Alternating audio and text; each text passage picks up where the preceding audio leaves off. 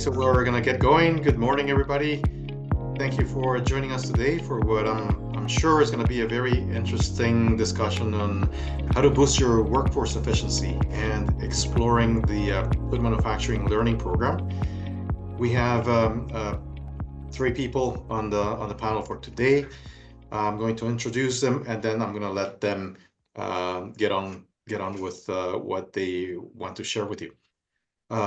First, Mark Fullerton is a partner with Scaling Education, a company dedicated to creating and delivering training materials for different sectors of industry, including food and beverage. And within the programs that they created and deliver, there are programs for advanced manufacturing, computers and hardware, and of course, one for food processing and manufacturing. We've got Mariana Agostino, who I believe has not joined us yet, but I will still introduce her. She's She's there. Okay, perfect. Mariana is Vice President of Human Resources at Tradition Fine Foods. She's a dynamic and results-oriented senior human resources leader with over 20 years of experience in a full array of HR functions, including talent management, performance management, organization development, total rewards, HR, IS implementation, and leadership development.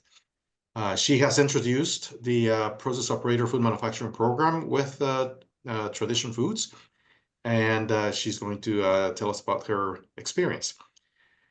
And then we've got Matthew Rujica, who's got almost 20 years of experience as a dynamic entrepreneurial sales and operations leader with Mara Technologies. He's demonstrated success in driving efficiencies to improve team performance and ultimately profit. So Matthew is in a different sector of industry, but we thought that it would be very interesting to hear from somebody in a different sector with respect to their experiences in implementing this type of training programs. So I'm going to pass it on to you, Mark. We'll be open for questions after all of them have completed their presentations. There won't be a presentation as such, but they will be sharing their experiences with you. And once they're done that, we're going to be opening the floor to questions. So, Mark, do you want to take it from here? Great. Yeah, Jason, did you want to share that document? So, apologies, Mark. Sorry. Yeah, no, that's fine. Yep. So we just have a 3-page document to talk around. I'm actually happy to field questions as we go. I hate monologues, and if you do have questions that are pertinent, then bring it up. So I thought first we'd just talk a little bit about why this program exists and the benefits that you as food manufacturers or processors will get from the program. So maybe we'll start quickly while Jason brings this up about why the program exists. So the government wants to encourage skilled trade. So let's, at a high level, the province, and I'm sure you've seen advertisements, but the province wants to have a healthy environment so that we have industry that wants to come. And to do that, you need to create the proper environment. And that environment includes labor, and labor that is being encouraged to be skilled.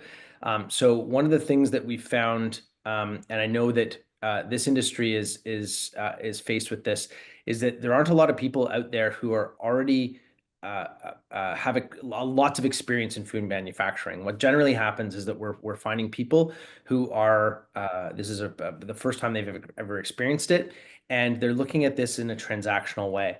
So with these types of programs, what they're doing is that they're giving us avenues of training our people and skilling them up.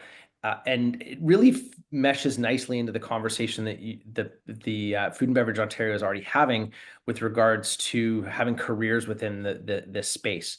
So the government is there. They're putting the money where their mouth is, and they're endorsing these types of programs. And so this program, it's not get rich. So if there's any CFOs on here and they're trying to find immediate cash, this is not the program for you. But that being said, there is material money. So after the program has been in place for a little while and you have people running through it, there is material money that will start to come in. So this is just a quick overview, and I know that this has already been communicated, so I'm not going to read to it. But essentially, the people that can participate in this program are anybody who's actually a part of the production environment. So if they're touching food, they're processing, then they can participate. So then now let's talk a little bit about, and if there's any questions on that, please let me know. So now let's just talk a little bit about, so why would we want to do this? So great, our people are going to get trained. But what this program does is it quite often, and Mara can talk a little bit about this, and Matthew representing Mara can talk a little bit about this, is it differentiates them when they're looking for people to come to work for them. So most of the jobs that they're looking to apply to are, generally speaking, fairly low level. They don't have career paths associated with them. There's probably very little training. They might be minimum wage jobs. And what this does is it helps you differentiate by saying, hey, we've got this program. You're going to come in, you're going to work your 3 months, your probation period. And once you've shown proficiency, this is going to be a part of your development. And everybody participates in it, ideally. We can talk a little bit about best practices on how to get people participating. But once this happens, people are A, more likely to take the jobs, and then B, they're much more likely to stay in those positions. And the reason being is that they now have something that they're working towards. So this isn't just I got to show up for my job. It's a multi-year program, depending on how many hours they work and how quickly they complete the training portion. They're incentivized to stay, because at the end of it, they actually get a $2,000 bonus, which is material for them as well. So there's a couple of great things there from an attraction and retaining of an employees. And then finally, from an operational perspective, there are improved efficiencies that come with this. So anecdotally, we've had processors and people who have participated in the program look at the efficiencies that they've gained. And so what they've done is they've actually taken people who have taken the program and run a line with those people. And then they've taken people who haven't done the program and run another line. And they've actually shown that the people, it never fails. The people who've done the program are always turning out better. I know, again, Matthew can speak to that as well. So why don't we go to the next slide? Because once people say, okay, well, that all sounds great, Mark. It sounds like there's money there for me. I'm going to be able to differentiate ourselves from an attraction and retaining perspective, and then I'm going to get more efficiency. So, like, what does this thing look like? So we'll talk a little bit about the content of the program, and the content actually covers a wide range of things that people would want to know. Jason, I don't know if you're having a hard time, but our presentation is gone. Yeah, on that one that I pulled up, Mark, there was just one slide in it, so I'm just looking for if there was another. Oh, okay. Did you Give me 2 seconds. Sure. Sorry all. No problem. So why don't I talk to it, and then when Jason pulls it up, it'll all sort of come together. So there is food safety and security. So this is the things that they're going to be learning are directly applicable to food manufacturing. And so Matthew can't talk much about that, but Mariana can. She's reviewed the content, and it actually overlaps a lot with what you would be training your people on as well. And we'll talk a little bit about how people can be exempt from things. But there's food safety and security, so GMP, HACCP, traceability, packaging. So things that are important for people to learn. Environmental safety, so emergency response, things like waste regulations. It also touches on equipment and mechanical. So it talks about troubleshooting, conveyors, pneumatics, hydraulics, which is nice, especially if you're looking to cross train and have people that are able to move around within the organization or on the floor. And then there's communication and computer skills and continuous quality improvement. So they're going to learn things like Lean, Six Sigma, process control, etc. Okay. Mark, before you continue, Chloe had a question in the chat. It's fee for the program and the registration process. Okay, great. So if you're working with scaling education, there are no additional fees for the program, and that's actually in one of our frequently asked questions. We cover all the fees associated with it. And sorry, what was the second question, Matthew? Registration process. Oh, great. So scaling education actually takes care of the whole process. So I don't want this to be about us, but essentially, and Matthew and Mariana can talk about this, probably better question for them to answer, but we take care of the whole thing. So we'll help you identify the people that might want to take part in the program, figure out if they qualify or not, and then we'll hold their hands through the registration process, and we take care of everything, including tracking their learning, administering the learning, and making sure that they're successful. Sorry, Mark, that presentation, the only one I had was the one, I thought that was the one you were talking to. So unless you were able to pull it up in your end. Yeah, so I can, I can't, or I can, let me just pull it up. You can share on your end. Okay, give me 1 second. Apologies though. That's okay.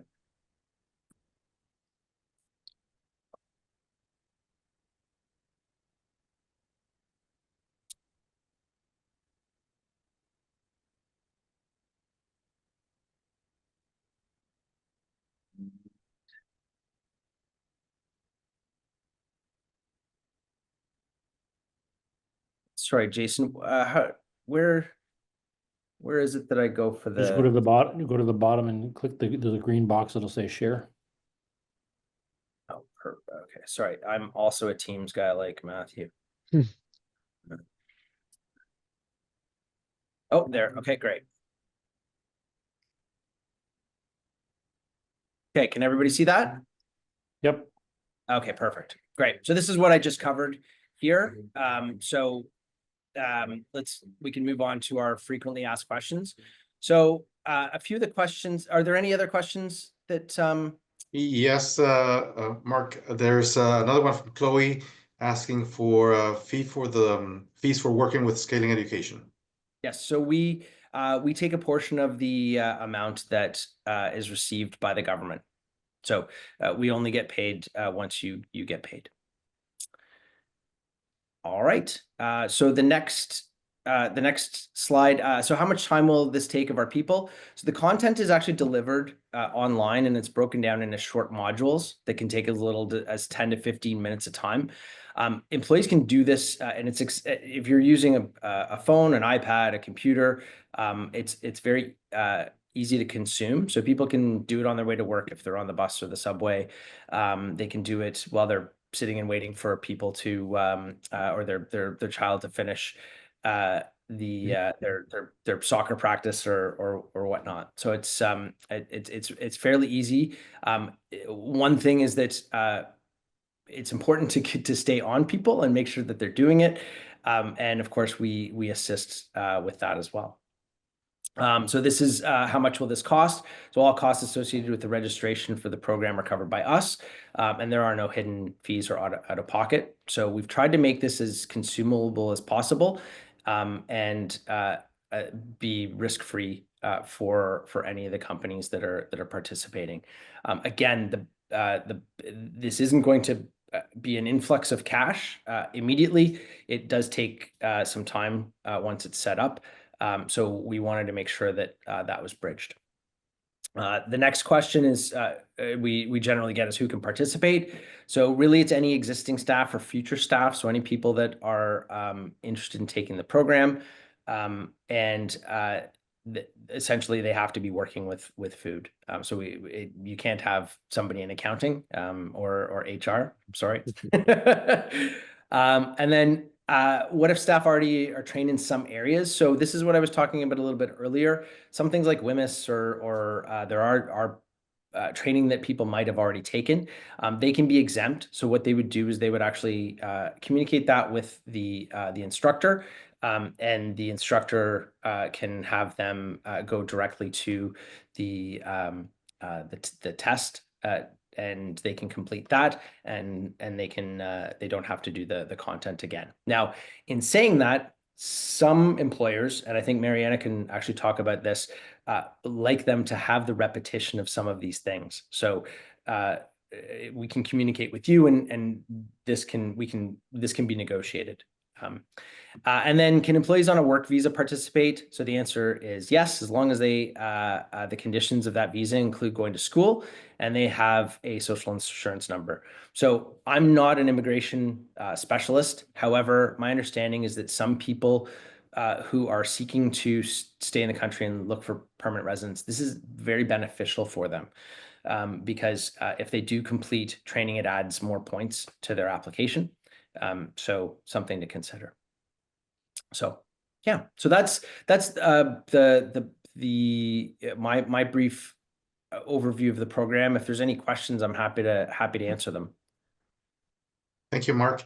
I would suggest we move on directly to Matthew first to tell us about his experience in a different industry, and then we go to Mariana, who will tell us about her experience in food and beverage. So Sure. Matthew, Thanks, go Luis. ahead. Sure. Thanks, Luis. So hi everybody, I'm Matthew Rashika. I've been with Mara Technologies about I'm on my 20th year now. So I know it pretty well inside out from the ground up. Just a little backstory. Mark was in a different career 20 years ago, and that's how I actually met Mark. He was one of the realtors that helped us build our new facility that we're in. So that's how far back Mark and I go, just so everybody knows. And I'm still talking to him, so that should say something, right? So we're in the electronics manufacturing business, so different industry, but a lot of very, very similar processes. And what I mean by that is there's still processing involved, there's still prep work involved, there's still manufacturing involved, there's still a lot of quality gates, quality checks. So, we're a very, very highly skilled industry. So we might say that there's lower skilled positions in the electronics industry, but you still need a certain level of training and skill. So our experience, I won't bore everybody to death, very touchless. When Mark was saying that they take care of everything, he's right. We essentially, what we did was we just did a guinea pig group to start with. We did about 10 people just to kind of see how it would work. It went well. And then what we ended up doing was we made it, you can't make it mandatory, but we strongly encouraged people to participate in it. What we also did was besides the incentive from the government to complete the program, because I mean, there's a lot of good things that happen for people with this, right? They get a college level diploma. They get their apprenticeship, certificate or designation. They get a cash incentive, but the company gets, per head a pretty good amount as well. What we actually have done as part of our review process is anybody that's completed it, the money that the company has gotten back from the government, a portion of that will also go back an annual review increases to the employee as well, because if they didn't do it, we didn't get it, right? So perfect world example that I can, so what we've actually done is we've made it part of our onboarding process. As Mark was saying, complete your 3 years, but then we will automatically enroll the people in it, and obviously explain the benefits of it, what it's going to do for them.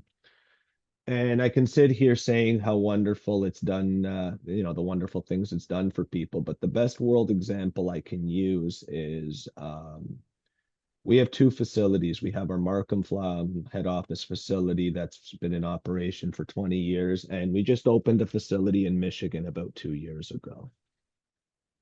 the Markham facility is way more efficient just based on the training and the disciplines provided, because this program is not available in Michigan, or not that I'm aware of. You just look at the difference in efficiencies and disciplines and whatnot, night and day. So it's gotten to the point where we're actually sending a crew down 1 week per month. Don't tell the U.S. government, please, to help them out, to try and help with some training and all that kind of good stuff. We are looking into something similar in Michigan through our HR department there. So far, we haven't found it.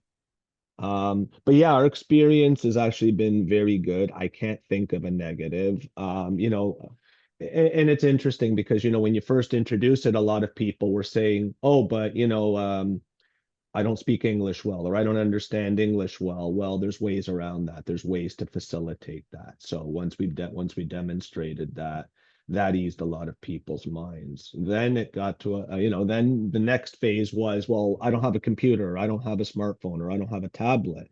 No problem. We set up a bunch of tablets in the training room, so after hours or even during their lunch or whatnot, they could go in and do it.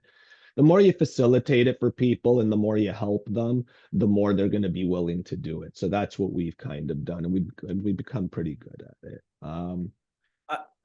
If I could just jump in there too, this doesn't have to be independent learning. There's nothing wrong with groups of people coming together in the lunchroom or doing training and doing it together.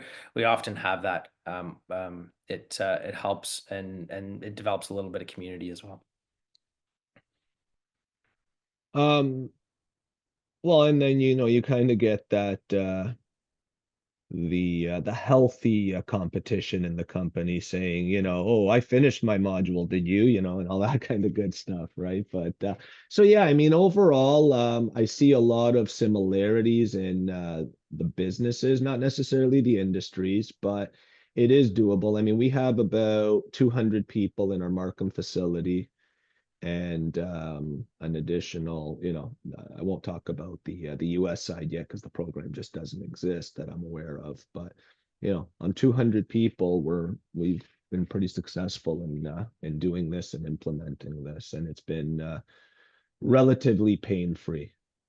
So if anybody has any questions, I'm happy to answer them, but that was just kind of our experience. Thank you, Matthew. That's very interesting, and I guess it would be easy to believe that a company in your area of industry could apply this type of training and benefit from this type of training in their employees easily, but some in the food and beverage manufacturing may not be as easily persuaded. So maybe Mariana can help us do that. Mariana, do you want to take it over?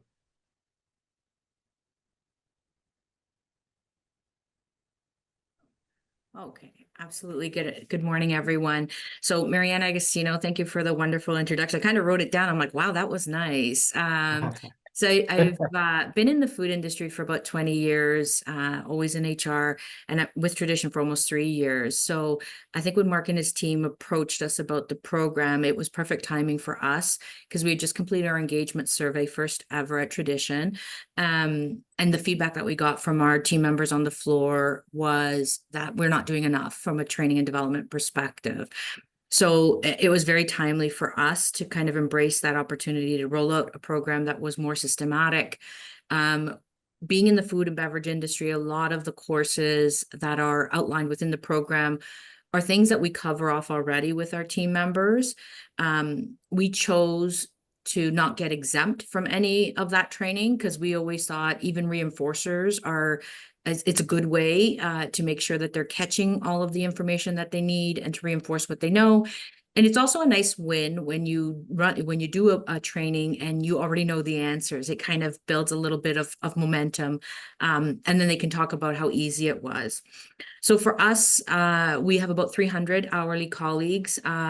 We rolled it out through a town hall as part of our kind of engagement action planning process. Administratively, scaling has been wonderful to work with. If anything, I would say my team is quite small here at Tradition. So there's really 3 of us within the HR team. And so we don't have the administrative backbone to be able to run something like this on our own.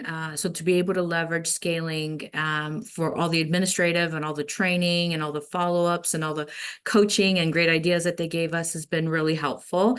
And they've really made it seamless for us. Very low pain, low pain on our side. That was important to us because just as the size of our team.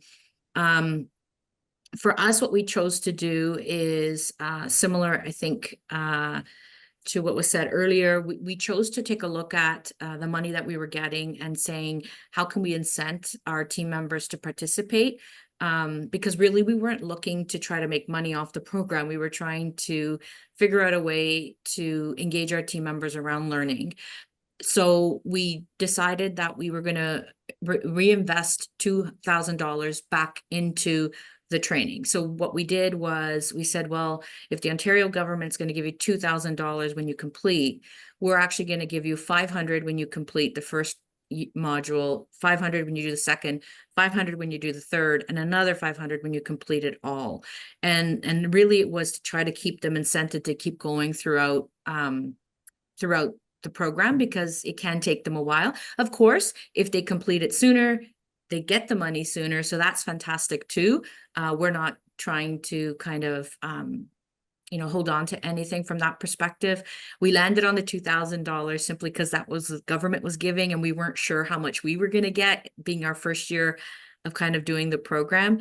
But again, we weren't looking to make money. Even whatever money we do pull in from this program, we'll kind of reinvest it back from a learning perspective into our hourly colleagues.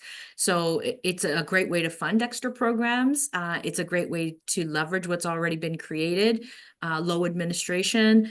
And for us, from an engagement perspective, we did do our follow-up, Mark, at our last town hall, which was in November, and some really great feedback. I think one of the nice things that Scaling's also done is try to negotiate with the government to make sure that you don't have to prove your grade 12 education. And for us, because we have quite an older workforce, that went across very, very well. I think the big thing for us is to do some of what Matthew talked about, of how do we make it part of our curriculum on an ongoing regular basis. So that's something for 2025 that we are going to be incorporating as part of our onboarding process. We just haven't had a chance to kind of get to it this year, as we've kind of just been getting our sea legs in the program.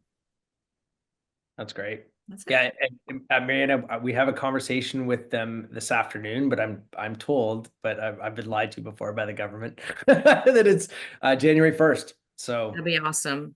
That'd be exciting. awesome. Yeah. Mariana, very interesting. How long have you been running this program at Tradition? This is our first year Your first of really kind of cycling through it. Yeah, we rolled it out the start of the year in January as part of our kind of, hey, this is our engagement action plan. Here's some of the things we're going to do. And I think we got a really big initial sign up, and then the follow up is always the hardest part. And some folks didn't have necessarily the documentation to support. So they've been asking every single time they see me, has anything changed? Has anything changed? So Mark, I'm not going to lie to them. I'm going to say you're working on it instead of saying January, in case. Well, I'm not lying. That's what I'm being told, but yeah. We do give them the information that it's being looked at. But for us, that's an obstacle, right? We've got a lot of, whether they're older colleagues who've been here in Canada for a long time and don't have a way of proving education. We also have a number of maybe refugees as well, who've gone through that process, who don't have a good way of proving their education. So that would be helpful. So the just to share with everybody, so one of the requirements currently is from the government is that people have their GED or grade 12, and we've been lobbying for about 5 years now to get that removed, and we're like really close. So it was updated in the proposed Working for Workers legislation number 5, and my understanding is that rule change is going to come effective January 1st.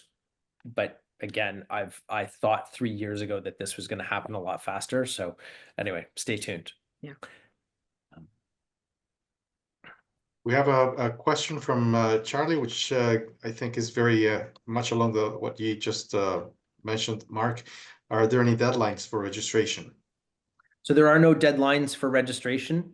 People can register. So essentially, employees will, if you have your existing workforce, will work to get those people registered, and then anybody that's coming into the organization, we register them as they come in. So they'll be processed, and there's no big bulk registration. So the answer is no. Jason, you have a question? Thanks, Louise. Mark, is there a limit on the number of companies that can take part in this? I may have missed that. There is not a limit. No. What about the number of employees that a company can register? There is no limit on the number of employees that can register. Okay, this really sounds too good to be true. So tell us how you manage it. If I'm interested in registering my employees for this type of training, what do I need to do next? Great. So this it's not too good to be true, and it's not maybe as easy as it sounds. And I'll explain to you the challenges. So generally the challenge, and I think Mariana touched on this, and Matthew, is that first intake of people, you're gonna Matthew called them guinea pigs, but you're gonna have a group of people. Generally, people don't like to lead, especially in this group. So you're gonna have a group of people that are gonna go through. And one of the things that I really appreciate that both Matthew and Mariana have done is they've rewarded financially the people who are leading, and they're providing some financial incentive along the way, instead of what the government does, which is back end it with the $2,000. So what we do is we'll come in, we'll take a look at all the people that you have, and we'll immediately make a list of people. And then we'll identify and we'll work with those people individually about the requirements. And again, the GED is the big one, which ideally goes away. Once that goes away, registration actually gets a lot easier, because working with the government becomes a little bit more seamless. But then we contact the government, we get you registered, we get the employees registered, and then we begin the training. So they get access to the online training, and we start tracking what's being done on the floor as well at the organization, so that you're doing your practical and your online training. And then we also update the organization on progress. So we don't want to leave anybody behind. That's the worst thing you can do, is have people who are excited and then just leave them. So we reach out and touch them and encourage them as they go through the process. And like I said, this isn't a quick program. It does take a couple of years to complete. So it's anything that's good in life requires consistency, and this is one of those things. So. Mark, you mentioned the practical component. Yes. What do you mean by that? What's involved? So the training, so you do have to, employees need to show that they have proficiency in various skills on the job. And so the managers at your organization will be asked we'll communicate with them, and they'll be asked to essentially certify that these people have these competencies. And so we'll work with the organization to see what is currently there, and if there's any gaps that need to be filled. Excellent. Mariana, I have a question for you. Did you offer any other training previous to this to your employees? Yes, so nothing formal in the sense of programmatic, the way that this program is run, but we do GMP training. We offer safety training through an e-learning portal that we fund as well for our team members. And that is a bit of a more structured onboarding as well as refresher type program. So there is quite a bit that we offered, but it wasn't something that would get them a credit. It wasn't something that would give them a bonus. It wasn't something that they would have as a tangible to say, I've completed a program. So I think for them, the round of applause was real, because it was something tangible that they could walk away with. We've supported apprenticeship programs for our technical team members for years. And that's always been looked at as very positive, because of course, team members get the opportunity to earn more money as they complete their designations. And this also will give them an opportunity to earn a little bit more money. So yeah, we did have something, not as structured. Mhm. Thank you. Are there any questions from the other participants? Louise, I think I there's two in the chat. Are they? Uh, I also have some. I don't know if you prefer us to put them in the Yeah. chat or just ask. yeah, no, go ahead, please. Perfect. Yeah. So following on that last question, and I'll say I joined our organization, which is Maple Lodge Farms, so food manufacturing. I joined in April. So, and I'm new to food manufacturing, so I'm just getting, the lay of the land.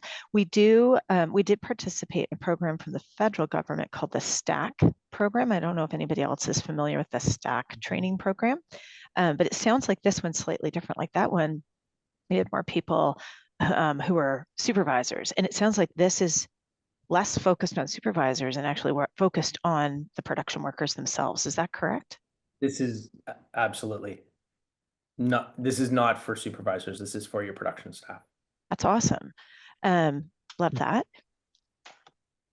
I can keep going with a couple of questions. Yeah, go ahead. I think you mentioned it's a 3-year program, like after 3 years they get certified, but I didn't quite follow that because with Marianne, I think you had people who were completing it within a year. So what's exactly the timeline? Do you want me to? I can answer that if you like. So Mariana's people are completing portions of the program. This is a 2.5-year program.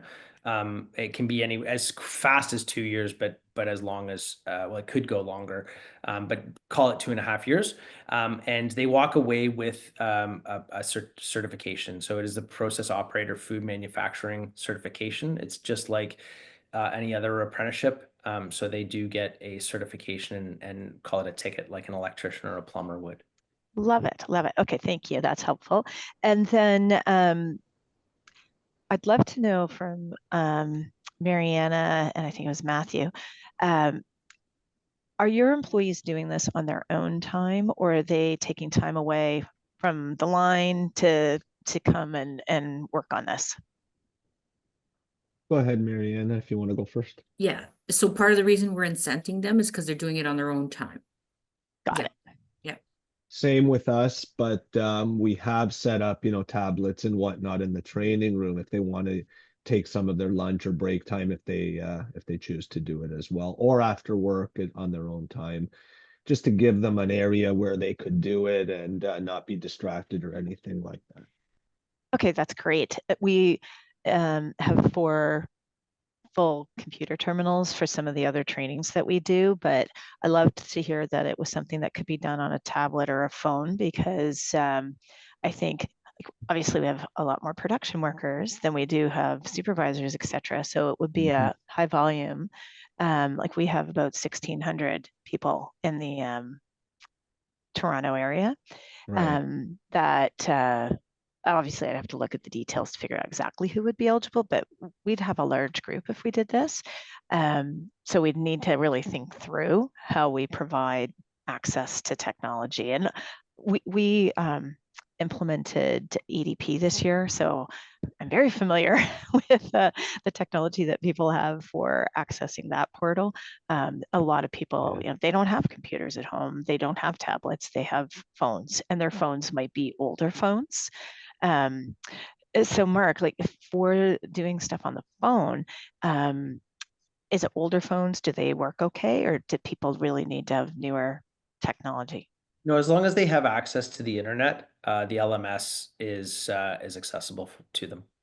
Perfect. I'll And stop to your asking point, and let no, others. good stuff. But to your point, we implemented ADP about a year ago. And interestingly enough, how quickly they are doing stuff on their phones and Yeah. right. So to your point, yeah, I mean, we have a portion who will never do anything on their oh phone. yeah, that's going to be the case no matter what. Yeah, absolutely. They don't have right. phones, Right. but a lot of people, they're hungry for it, right? So so that's really good. There's another question. Sorry, there's another question from Claire with respect to the time frame for completing the training? Is there a deadline to complete the entire program? There's not. There isn't. Okay. Although we kind of get frustrated with people if they're not moving along. They'll get pretty irritated by us. So We we could try. technically we could say mark next election, right? Just in case. Yeah. And then they, if they did leave us, like we would just work with you to say, here's our current list of people who are involved and here's who's left and whatnot, That's actually correct? so that. Oh, and thank you. That's another really good frequently asked question. I should add that. It's just the slides get a little messy. There is no penalty if somebody leaves, and there's no penalty for the company or the apprentice. Okay. So yeah. And Mark, I understand that participants would have to complete the modules. They also need to have their supervisors or managers attest that they have developed, different skills. But is there a minimum number of hours that they need to complete for as part of this program? That's correct. Yeah. So, and that's where that's one of the reasons it takes 2.5 years is you have to actually, Luis, I apologize, I don't have the exact numbers, but it's somewhere around 4,000 hours that they need to complete, which is approximately 2 years of working. So. And how much effort is it from the supervisors? Like, do you have challenges? I know we have 20, 40, 60-day follow-ups after new hires join. And it is a struggle sometimes to get this back. Sure. Yeah, I agree on the 20, 40, 60. It is a bit of a challenge. I feel like everything comes at them at once. I think because this is self-paced learning, we have not had any negative feedback from the supervisors. They're all very excited to have their team members participate. They like more. So that's why we're looking Awesome. for next Oh, year. that's great to hear. We also we initiate with the supervisors as to what needs to be certified, and so nobody's blind. There's lots of visibility and there's plenty of communication. So when you have visibility and good communication, people generally feel a part of the process. So. And how do you communicate with the supervisors? in whatever way they prefer to be communicated with, frankly. And generally it ends up being lots of different ways. So by email, but also by phone. Okay. And quite often, I mean, we love coming in. I know Mariana tries to shoo us away because she's so busy all the time, but we love coming in and actually interacting with the people. So depending on the size of the organization, there are some accommodations we can make as well for different companies. Got it. The challenge for us in terms of coming in is the different shift schedules, different lines, and so like we run a 3-shift operation, but then you add the complexity of different lines are starting and stopping at different times. So yeah, it's we do the huddles every 6 weeks simply because it's really, really hard to get everybody coordinated. So when you say, I'd love to hear a bit more about the huddle. We also have 3 shifts. So what's the huddle that you do? Oh, we do every 6 weeks. We do a huddle with the plant manager, HR lead, and we just communicate on various engagement topics with them. Oh, got it. Okay. It's a 15-minute. It's no more than 15 minutes because if you can imagine, the night crew is trying to leave at 6 a.m. The last thing they want to hear is from HR. But we try to make it meaningful. If it's 10 minutes, it's 10 minutes. If it's 15, it's 15, but no more than 15.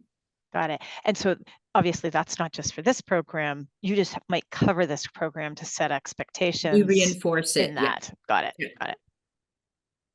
One of the other things that Mariana's going to be doing, or at least we talked about it, it was coming up for Christmas. There's some people are going to be recognized publicly for completing.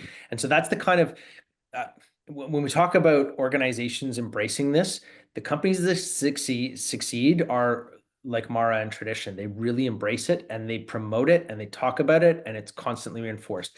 If you say, oh, this is a great program and you announce it and then there's nothing, you will not get participation. Right. Marianne, I have a question for you.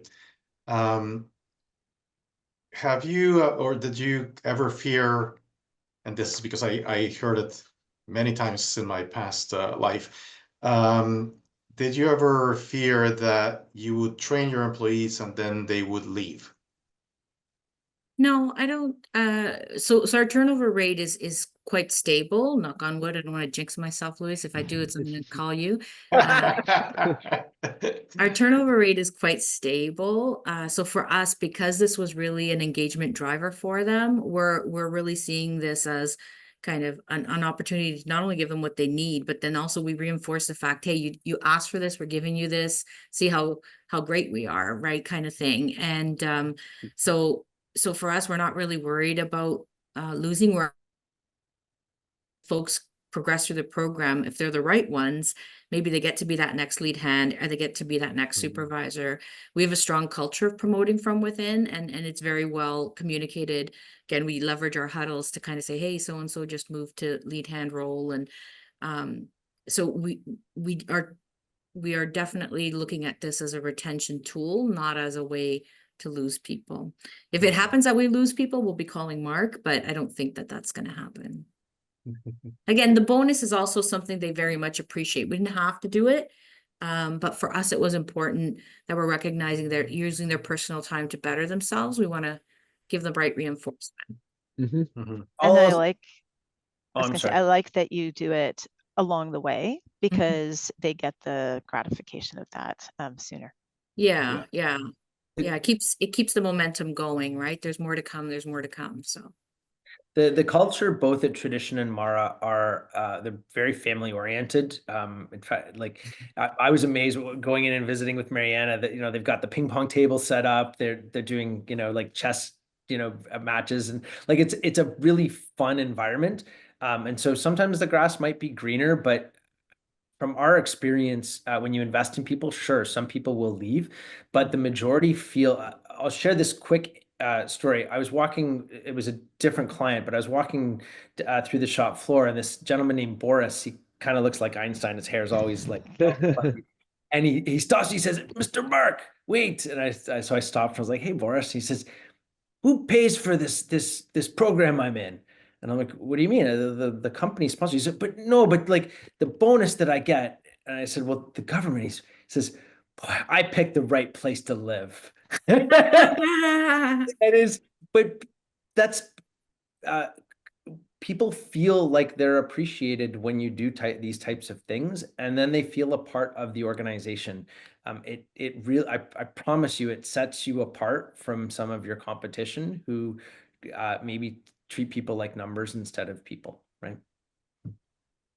Are I would agree with that, Mark. Sorry, go are ahead. the organizations, Mariana, are your organizations unionized? No, we're non-union.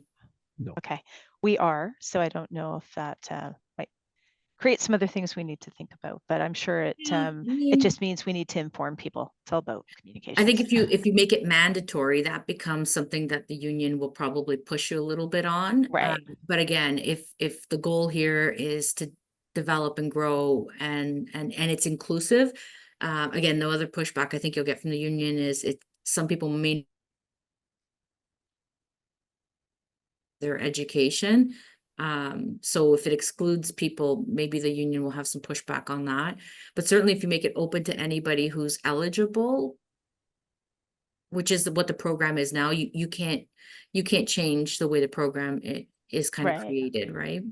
This isn't a program that you can mandate. It is a voluntary program. Yeah. That being said, you can strongly encourage it. And again, I'm a big fan of the carrot versus the stick, where we draw people towards things. And again, if this is helping them, why wouldn't they? And you're 100%. Unions do add a level of complexity, only in that you need to be much more transparent and not much more transparent.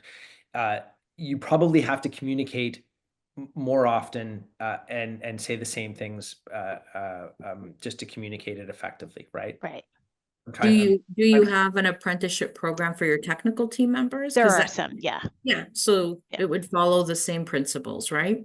Yeah. Yeah, so it's really just another training, another program, but you need to put a structure behind it. And as long as you have that kind of structure, then you shouldn't have much of a problem with the union. Yeah, You just have to have Another those training. conversations ahead of time. Well, just more communication. Yeah. Yeah. We're not saying your job is easy, just so we're clear. We feel your pain. Yes. Mhm. Luis, I think there was another question from Kara. I think I answered, I believe I answered that in, if that's what is the actual certificate? Yeah. It's process operator, food manufacturing. Awesome. Thanks, Mark. Mark, I heard before, either from Matthew or Mariana, that some of their employees may have felt like they were already trained, that they already knew their stuff, and so you can take the approach of just go directly to the exam, or no, you do the whole thing again. Do you provide an assessment for those employees so that the employer knows that they have actually, that they already have the knowledge and skills? Do you offer that kind of service to the employers? So yes, we'll identify if there's been prior learning, and we do still assess the skill. So it's not that they just say, "Hey, I've done this before," and they're exempt. They do have to be assessed. Mhm. But it's, I mean, and in Mariana's case, Tradition wanted to continue to reinforce this, so there are no exemptions. So we're not providing that with Tradition. I believe we do at Mara, but I'm not 100%. Great, thank you. Are there any other questions from participants?